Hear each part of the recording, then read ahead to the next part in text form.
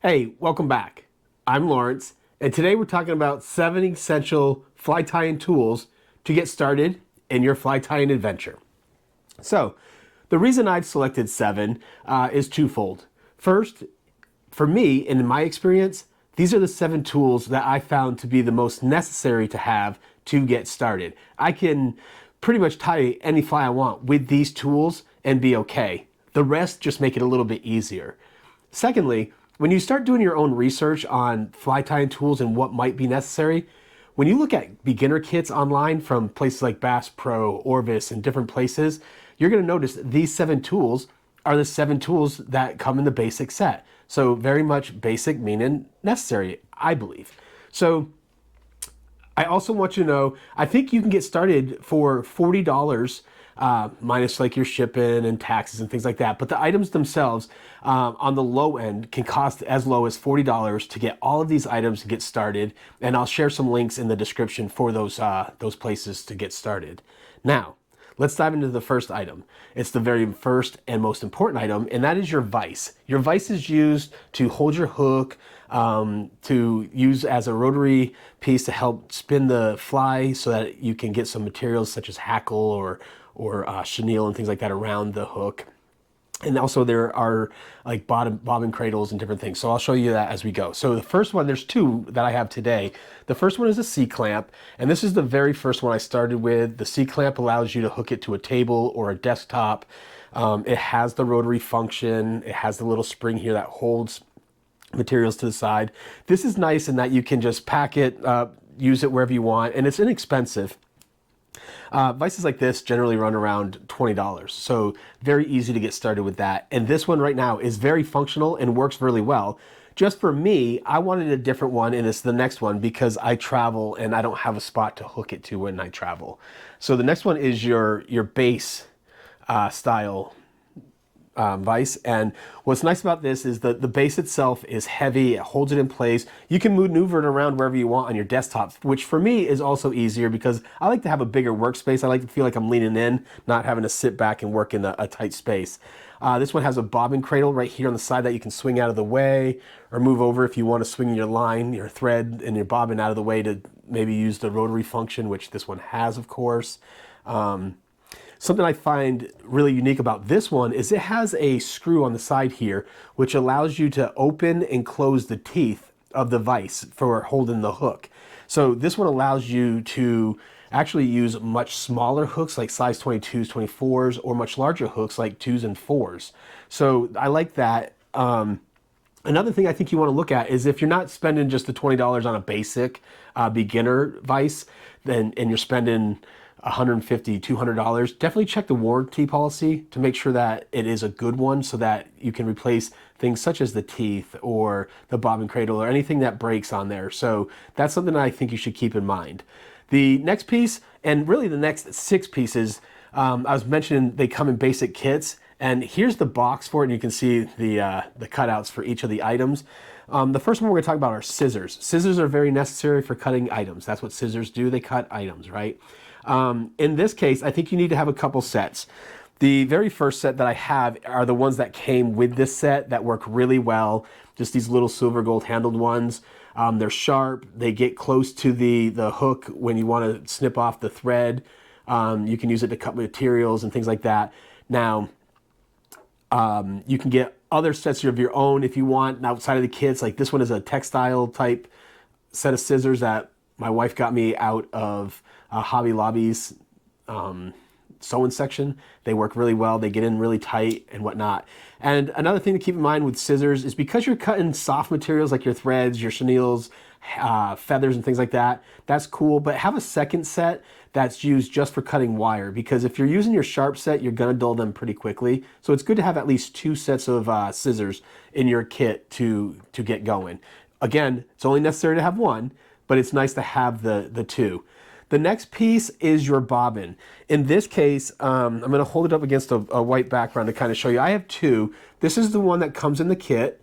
It has the thread holder and then the tubing for the thread to come out. And then the second one that I have is right here. And the difference is, one, this is the one that comes in the kit.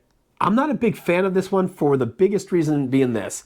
If you look, I don't have any way to adjust the tension of the spool for the thread. So if this is pulled apart too far, as you can see there, the thread's just going to be really loose and just roll. If you make it too tight, which you have to pretty much like crisscross it and throw it over, and now I can make it tighter, but now it's too tight. So I don't have a way to really, without having to take the spool off, maneuver it to really change the tension.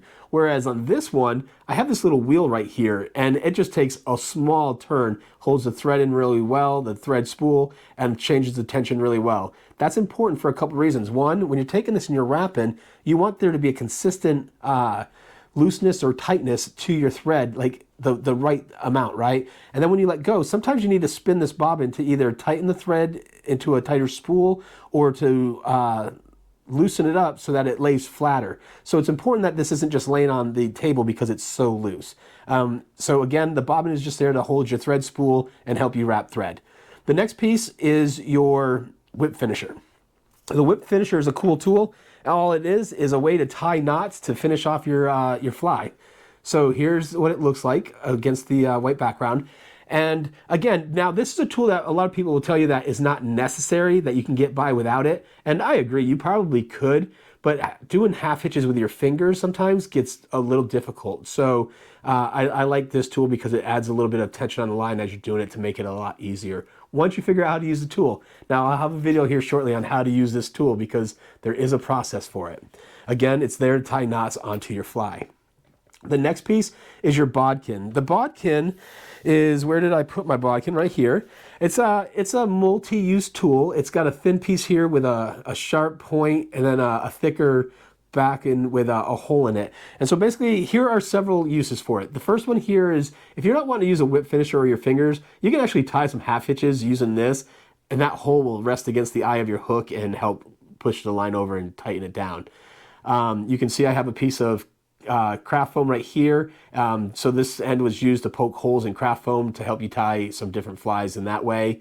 You can use the tip to grab some resin to put on your fly and then secure that down, or head cement. You can use the top to kind of brush out some of the fibers of your dubbin or hairs to make your fly look more buggy. And yeah, so that's basically the uses that you have for your bodkin. The next piece, before I get to the last piece that's in that set, there's a hair stacker. Here it is. It's actually a two-piece tool. It comes apart. And basically what you're doing is you're cutting the hairs of like deer, moose, or elk. And a lot of the times, unlike when you're using pheasant tail, you can just lay it out there. It doesn't matter that the ends match up exactly. When you're using these deer, elk, moose hairs on dry flies, you want the tips to be in the same spot. So you cut it off at the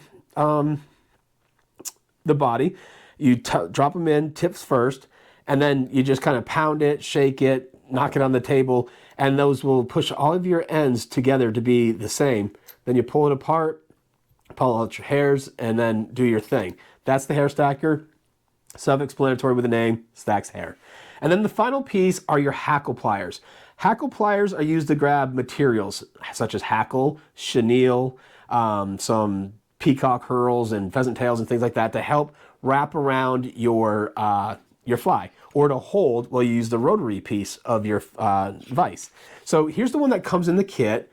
I'm not a fan of this one. See how narrow that is? There's not a really good spot to get your fingers on there to help. You really got to press to separate that thing. I mean, I'm pressing hard. It also doesn't have a good spot where you can put your finger in there to help use it as a looper if you want. Looper is my word. This next set though, however, does. And if you see it, on the side here, there's a thicker, flatter piece. I'm just gonna, not as hard, and it opens up really well. The next piece I like about it is it has that hole in there so I can grab it and then I can just kind of wrap it around things. Again, you could just hold it and use the rotary piece.